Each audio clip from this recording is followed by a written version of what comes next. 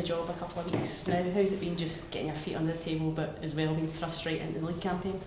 It's actually been really good. It feels a lot longer than 2 weeks, if I'm being honest. I think there's every minute and hour that goes by you're looking to try and fill it with as much as you possibly can in terms of information and assessing, of course, in terms of what the club needs. But it's been really good. The response from the players has been excellent, and I actually think the competitive edge for us is the best thing that could happen. I think you can dwell on things too much and look to over-prepare. The reality is that we need to win games, we need to be ready to compete, and I think that's where we are. It was an emphatic win in the end against Montrose. At the weekend you've got Hearts, which will be another test. Where do you feel that your squad is in terms of depth to not only face those challenges but excel? Well, look, it's two different types of challenges. I think the first game of the season, travelling up to Montrose, you always know it's got the potential to be a little bit sticky. Certainly that opening period of the game, which it was.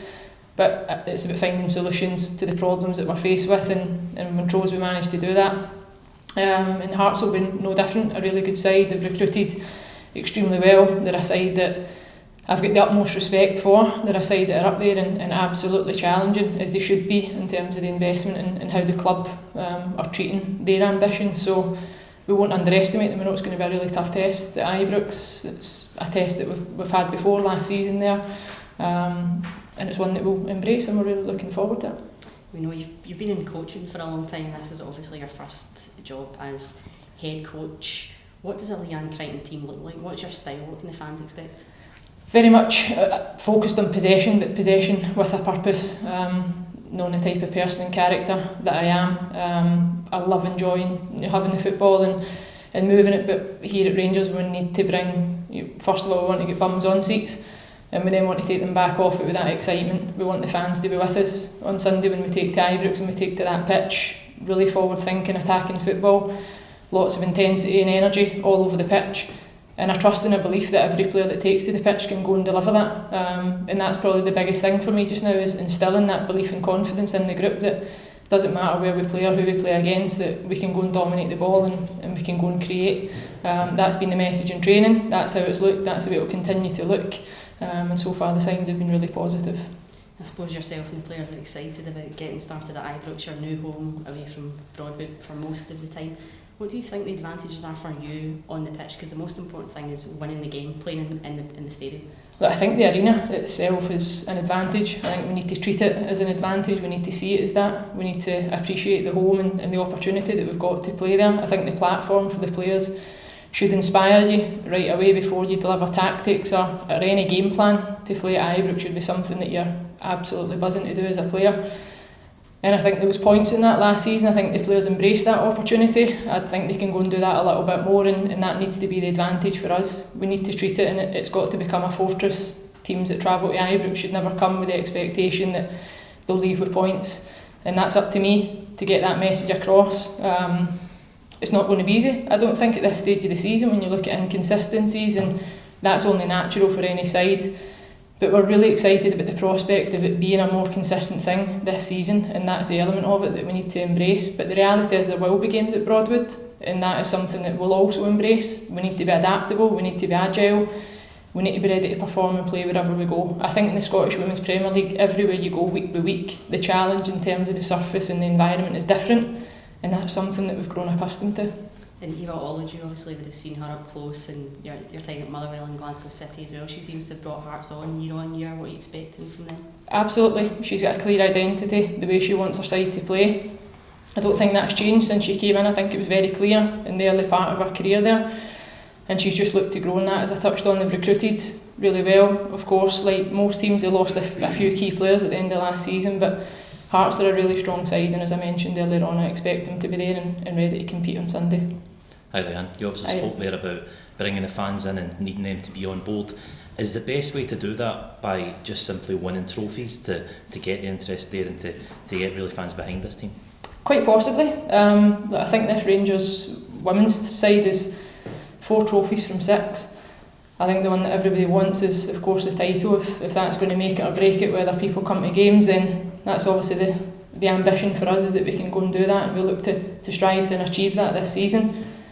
But I think Rangers Football Club are bigger than that. I think they back both our men's and women's side regardless, and that's what we need more of. I think we've started the season well last week in terms of that first win, but for me, looking at it as a head coach, there's nothing that would inspire my group of players more than having a fan base that come out and support you. Give us that pressure. The pressure to play at this football club is an absolute privilege, to have the fan base that we've got, and that's the bit that I think we can still tap into a lot more.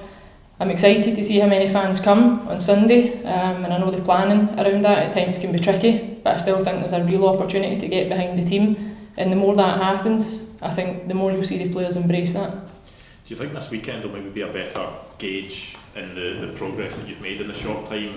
Because was it possibly harder to judge that when you're up against Montrose, who get a player sent off quite early in the game? I think it's going to be difficult in this part of the season, if I'm honest. I think when you look at the squad and a number of key players that are also missing from the squad just now, we're working really hard to try and get them back and fit and available, but we're at a point in the season where there's no panic. So there's no pressure. Look, for me, I want the players to go and take on board everything that we've been working on. I want them to play with that pressure, but I want them to play with a knowing in confidence that I'm not going to come after them in the first couple of games if it doesn't look perfect. I think I'm very realistic. Yes, we need to be ready to compete, and I don't think we can accept anything less, but the reality is there'll be mistakes that won't look perfect, but we're Rangers and we need to find a way, and that's the bit I'm looking forward to just now, is that the players know that that's where the pressure lies and they're ready for that. Leanne, hi. I just wondered, obviously, how your life's kind of changed upon taking this role, and how all-encompassing is this job when you're in that area? If I'm honest, it's not changed too much. I've had a bit more time to focus actually just on my day job, which has been fantastic. And I say it all the time, it's about balance for me in life, and I knew that when I took the job. It was ultimately about ensuring that, first and foremost, to make that decision and to come here, that the balance was good in order to make that choice. And now that I'm here, I need to work my life around it. So no, it's very much been business as usual for me. I try and take things in my stride.